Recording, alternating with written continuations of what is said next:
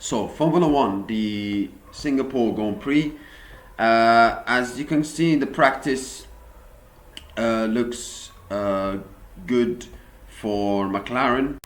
So, like I said, the McLarens are in a very good place, as Oscar Piastri said.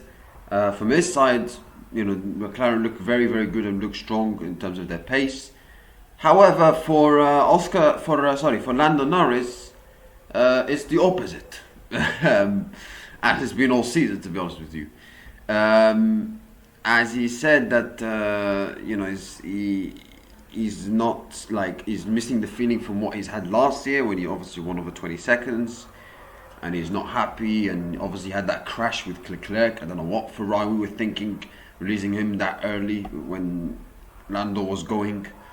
But McLaren look good. Piastri looks good. Norris not so much, but I wouldn't discount him out because let's be honest. Norris always does well in practice, and then Piastri always does better in qualifying in the race when it doesn't matter. So maybe it could be the reverse this weekend. I don't know, but let's see. But McLaren looks strong, and for sure it's a track that they should do well, especially when they've had a bit of a struggle in the last two races in Monza and Baku. So yeah, and in terms of the pace of so the McLaren look good, Piastri looks good. In terms of Max Verstappen and Red Bull, they're not that far away. They usually struggle in Singapore, but from the pace of Red Bull and so far, and from what I see, and from what I heard from the Red Bull guys, the rumors that they're satisfied.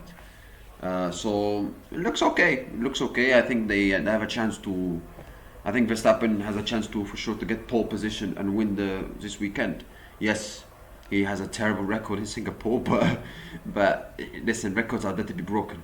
So yeah. So I think Aston Martin looked very, very strong. Alonso was in first in FP1, fourth position FP2, ahead of Lando Norris, the McLaren. And yeah, Aston Martin looked very, very strong. The pace of it looked very, very good. Alonso's pace has been very good. So I think he could do something this weekend. I think he can finish top 5, maybe even a podium if he gets a bit lucky. So yeah, if not Ferrari, not that great, not that special from them. And Oscar Piastri, as he said in your radio, they also need to invite mirrors. I mean, what Ferrari are doing? I mean, like Lewis Hamilton not looking. He was blocking, I think, Piastri in FP1 and then FP2, Leclerc crashing into back of Norris.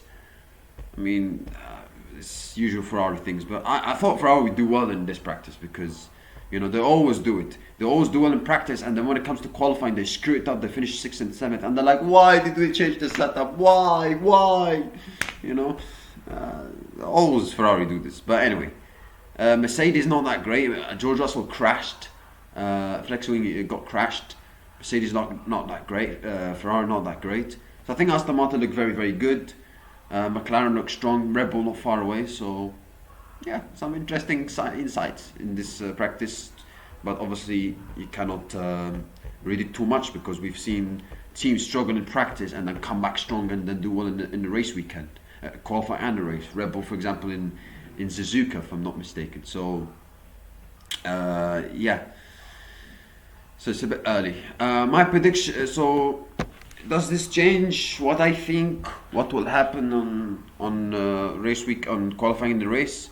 I expect. As I said, I still think Max Verstappen will be up there. I expect Piastri will be up there. I think Norris will come back, even though he's had some struggles. Aston Martin though and Fernando Alonso look very, very good, so it will be interesting to see how they do in qualifying. So yeah, let's see. I think obviously not Ferrari not that great, but obviously Leclerc is optimistic about Ferrari's chances. So let's see what happens from their side. Mercedes not that so much. So I expect a competition between McLaren and Red Bull for the win, or I should say McLaren and Verstappen for the win. So I expect Verstappen to get pole position, and I still expect Oscar Piastri to win the race. And second position Lando, and third position the Dutchman robot Max Verstappen. So I mean the guy is incredible. Like he's winning a GT3 race in Nordschleife, and I mean, if it was any other driver, like I said before, and I'll say it again, if it was any driver who's doing what Verstappen does, we could say, oh, it might affect him, but he's a born racer. He's a Dutchman robot. He's a Chico. I mean, honestly, he's a fantastic, amazing driver. But I expect a competition between Piastri, Norris, and Verstappen, as I said, and I expect I expect a very competitive fight. So yeah, that's the guys. Oh, should I say? Is that it? Because there's nothing much more really. um, yeah, let's talk about ahead of the because I want to hear from Lando said in the radio is that he said that in the radio, like he was not happy clearly when he was talking to Will Joseph, and he was saying that my driving is a half a second off, not the car is a half a second off. I mean, I feel like Lando is too critical of himself. I think maybe he got annoyed of what happened with Leclerc. He got annoyed. Sometimes he's a bit too critical of himself. I think some drivers, yes, they have their own ways, but we've seen drivers in the past where let's say they're open to the media and they criticize themselves, and they are, let's say, they're a bit open to from their weakness side. That's why they could get exposed. Like I remember Leclerc at times, he was criticizing himself publicly, and then it kind of opened a bit of a weakness on him. For example, in France, when he had that crash in 2022, when he was fighting for the title, we thought, against Verstappen. So I think sometimes Lando cannot. Sometimes he has to stop this thinking about, oh, the blame is always on me. The blame is always on me. Like sometimes take it easy, take it simple. Don't be like too hard over yourself. Because Oscar, you look up Oscar's interview. I think if you can't compare Oscar's Piastri's this season to Fernando Alonso's season in 2005. You can't compare because the quality of the drivers are there. For example, before 2005, Alonso had not much experience fighting for the title, and he had not many race victories. But he had the talent, he had the quality, and he had the speed. And Piastri, before this season, he didn't have much experience of competing for a championship. But he had the quality, the speed, and the talent, and he showed that this season. And both drivers, they are also not afraid to make overtakes. Like I remember Fernando Alonso in 2005 when he made that amazing overtake on Michael Schumacher. Piastri is that as well. He saw making overtakes on Leclerc, Hamilton on Australia. You can compare these two. I'm not comparing Piastri to Alonso in general, but I'm comparing Piastri this season to Alonso's season 2005. Because you can't compare the quality of the drivers, and let's not forget, Piastri's fighting for the title against Norris, and Norris had a bit of an experience being in a title fight against Verstappen last season, and Kimi had also experience being in a title fight with Schumacher and Montoya in 2003, I think, and we all thought, oh, Kimi should win that title in that year against Alonso, and Alonso won that. Despite Kimi had a bit more experience being in a title fight, whereas Lando has more experience being in a title fight and what it needs. So I know it's not the same because Kimi was fighting for the title till the end, whereas Lando didn't fight for the title till the end against Verstappen last season. But it's a bit similar. You understand what I mean? Piastri and Alonso didn't have much experience back then. They had race victories, but they had the quality, the talent, the speed, but they didn't have much experience, and they were young as well.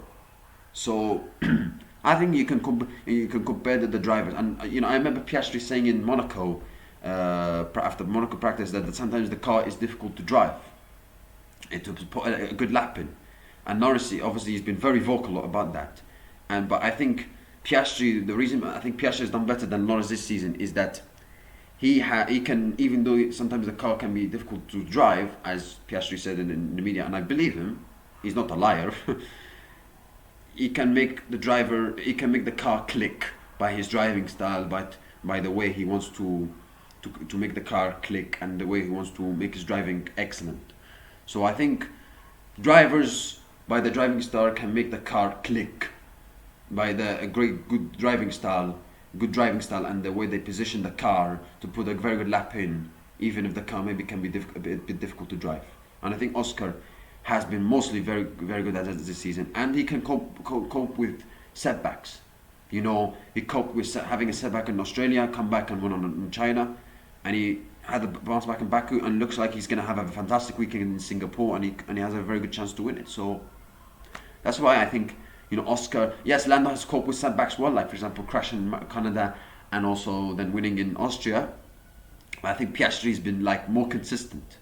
He's more consistent, and I think he's been also, yes, Lando's had a bit of a bad luck with the bad pit stops and mechanical issue in Zandvoort, but that doesn't take away from Oscar's, you know, being a better driver than Lando this season. Let's not act like Oscar doesn't deserve to be leading the championship. He deserves to be leading the championship. He's been leading the championship for most of the season. So yeah, I think that's why the difference. I think this the radio message of Lando. Listen, I don't want to take it too much seriously, but I think it's the difference between Oscar and Lando this season is that Oscar can, you know, he's not too hard himself. You know, yes, he can be hard himself, but not publicly. You know, he doesn't. When he had a bad weekend in Baku, he's not going to the media and saying, "Oh, it feels like I've never driven a Formula One car. I'm an idiot, etc." He's not hard on himself. He's not hard on himself in front of the media. He can be hard on himself, but not in front of the media. Because if you're hard on himself in the media and you open your weakness too much in front of the media, then it will be give you a chance for the media to be like put pressure on you and to accuse you, etc. It's a bit of a weakness in my opinion. So I think that's why Oscar has been good at that. Even though when it had mistakes, he's like, okay, I can be like, oh, the blame is on me, but don't be too hard on himself in front of the media, especially.